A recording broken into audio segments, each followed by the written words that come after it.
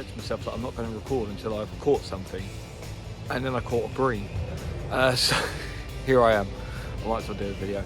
I've decided to go out and I've thought I'd do a bit of carp fishing, winter carp fishing. It's not one of my favourite things, if I'm honest with you. It's hard, it's gruelling, obviously it's cold, and it's just one of those things that unless you really enjoy carp fishing, you have zero interest in doing it. But the reason I am doing it is because there is something so special about catching a carp in the winter. To me, it doesn't really matter if it's a 30 pounder or a 10 pounder. If you manage to hook and land a carp in the winter, you've really worked for it, you've worked hard. So I just wanted to go over a few little tactics, bits and bobs that I'm doing today that help me in the winter times, just bag a few and put them on the bank. Ultimately, when I go in the winter, I'm not particularly hunting for a big one like I normally would in the summer, say, or in spring, particularly autumn. I do love autumn carp fishing. I'm just going for a bend in the rod. So I get why guys do enjoy carrying on their winter campaign and looking for something big, looking for something strong in the winter. There is always a massive reward when you catch a PB in the winter. But yeah, I just like a bend in the rod. So just a few little bits about what I'm doing today, a few little bits of advice, a few little tips and tricks that I use over my winter carp fishing.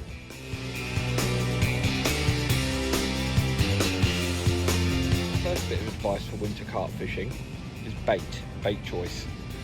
Now I do really enjoy using Nash baits as a rule of thumb. It's just what I've always used really. But in the winter, I do love using, particularly this one, the mainline high impact baits, and I think the one I've got here is the Essential IB. And yeah, it's a really good, it's a very fruity bait. I tend to avoid, as most people do, avoid using any sort of fish oil based baits. A lot of people swear off boilies altogether in the winter, but I do like boilie fishing. It's something that I'm very comfortable with, something that I think I'm very proficient in. So the reason that I like these baits, realistically, high colour, as you can see, like, it's very bright, very vibrant, and they smell absolutely fantastic. I can't really tell what these are, like some sort of tangerine-y, mango-y, I don't really know what IB is, but really, really effective bait for me in the winter. So I've been using these for several seasons now. I don't put a hell of a lot out. In fact, that there is too much. I have one on the hook bait, probably crush 3 down, put that in a small stick bag, and then a tiny little bit of pellet. The pellet that I'm using, again, as I say, I do love Nash baits, just some micro pellet, 2mm, and you literally need the smallest little handful, and that will get you all the attraction you need in the water. So just a little quick demonstration. You have to excuse this frame. I'm on a very compact chair and it really does squish me down. So yeah, just a little demonstration. This is a sort of PVA tube I'm using. It's quite a big tube for the winter. Normally you have like a little stick mix tube, but I like it because it kind of makes the bags more circular, and there's no reason for that. It's just what I like, and it also gives me a bit more control. If I fancy using a slightly bigger bag, I can. Now, as a rule of thumb, you probably would use a boilie crusher for these, but because they're quite soft boilies, so I don't mind, I'm just going to crush them up with my fingers, and it gives me a bit more control over exactly how much is going in. So I crush about 3 to 5 first off, and they just go straight in the tube there. Then we get a small pinch of these Scopex squid pellets, and then a small pinch of just regular carp pellets there. So now, because it is all quite weighty, I want it to be quite loose anyway. I feed that down, feed it down through your tube, and then just give it a little compress. So like I say, it's quite a big bag for the winter really, but I'm finding it's doing okay for me. So give it a twist on the top, make sure it still stays nice and in place. Tie it through, pinch it down, make sure, it's really important that you keep that sort of tight and close to the top. You don't want it all over the place and all loose and flappy. Make of that what you will. Tie that down, and then we just got to give it a little. What I have done is I've forgotten to bring a tripod with me today because I'm an idiot. Where I'm sort of swapping about in between jobs, you see. I'm using the tackle box to prop it up, so I had to just grab a pair of scissors out. Anyway, thread that back on. Don't know what that is, but that's sharp. So be careful of your PVA, I guess. And that there is our PVA bag for this session. So what that's going on is this hook link here. Now I'm using an inline lead, very small bit of leader. The lead's about 3 ounce and it's tied directly to the rig. The rig is just a really nice simple D rig. I've got a IB on there. It's pinned down with a little tungsten bead and it's on a curved shank with a bit of heat shrink just to give it a bit more of an aggressive kick. And that's proven to be a really effective rig for me at the moment.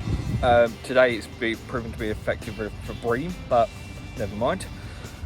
Hook that through. It's very important. I like to hook it through the pellet when I hook these, because that way I know that I'm not accidentally hooking anything like a boilie or a crumb or something like that. And that is going to present absolutely beautifully. That's what we're after, that's what we're looking for, and that is a prime bait, really, for winter fishing in my opinion.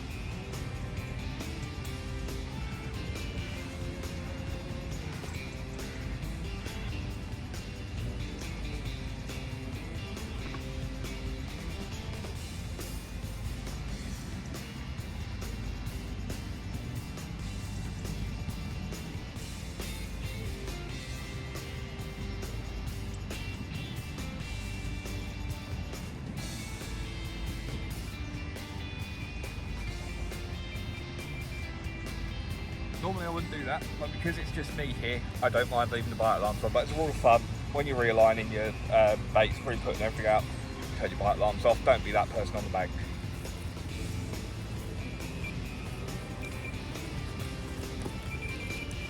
Bit of luck.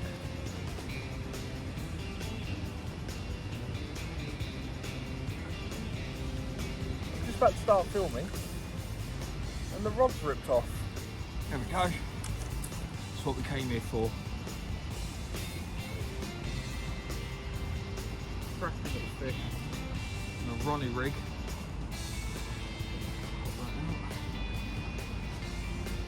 One thing I love about winter carp is they're very lethargic when you go to get them out. And then when you're on the bank, they'll give you a kick in. Understandably. He's got a bit of a belly on him still though. So, as I said, here's what we've come for today. He's a beautiful little specimen. That's a good chunk. Give him a hold. Put him back.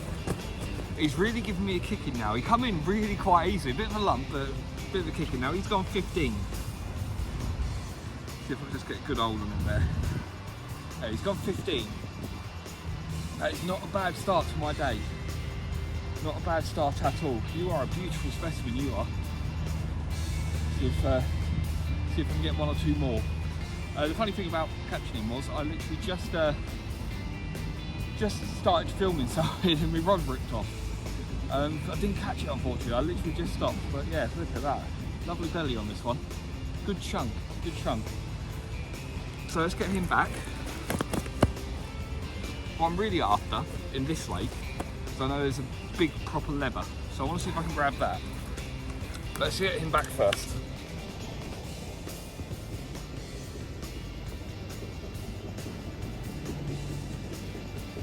So let's have a look at the setup. Let's just hook that carp. So pull that in tight. So it's similar sort of setup. It's an inline lead on a small leader. But what I'm actually using here is a Ronnie rig, spinner rig, whatever you want to call it.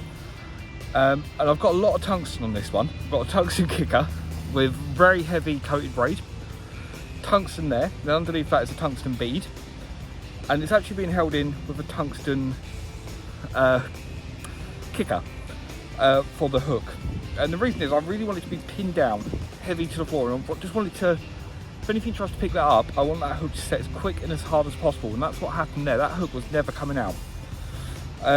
What I've got here is, because it is cold, that's the only reason, because it is cold, it's on a bait screw. Normally I like to put it on a micro rig swivel, but it's too cold for me to be messing around with that. So, bait screw it is. Take that, give it a screw on, and that is presented and ready to go.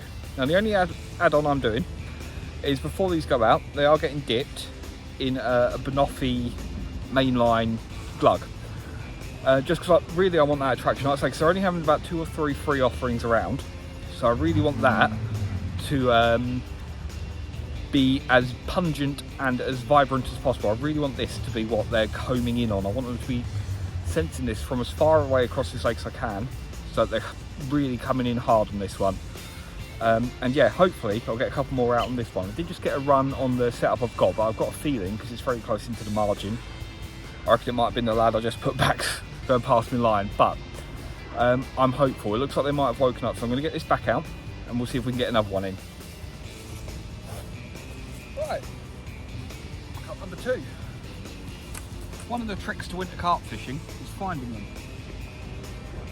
Tight the bottom bit there. He's going nowhere fast, at least this carp. Same rig on the Ronnie. Chill. I'll get you unhooked, mate. There's a right little tangle up here. There we go. Sit down. What have you done now? Who's mine? Right. Yeah. One of the tricks to winter carp fishing is finding them.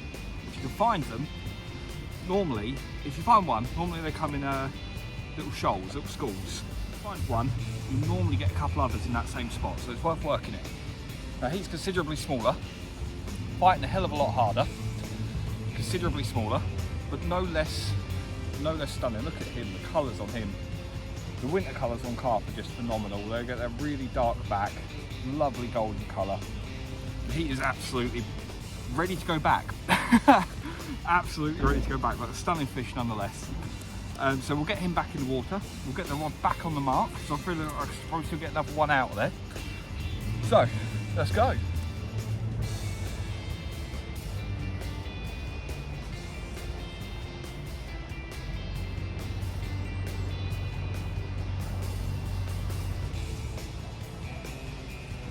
So, yeah, free carping today is not a bad session.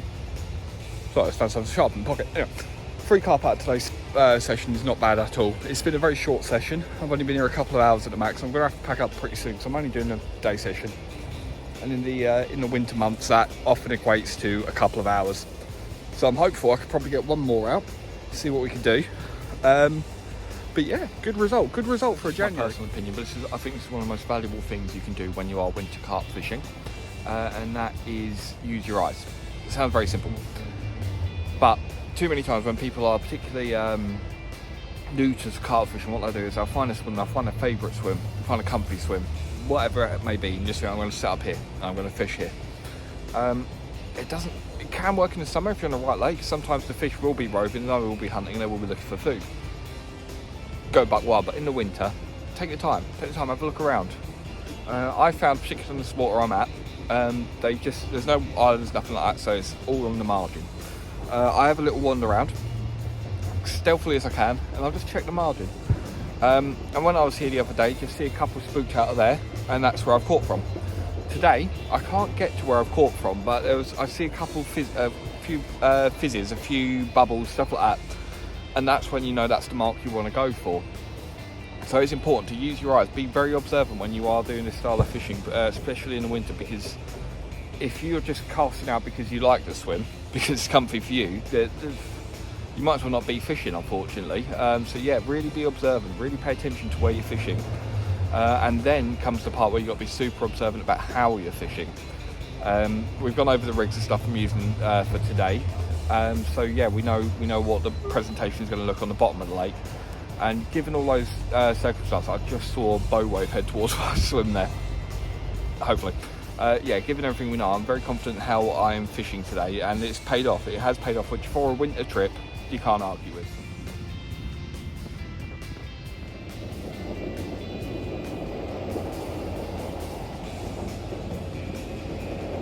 So I think I'm going to leave it there for today's session.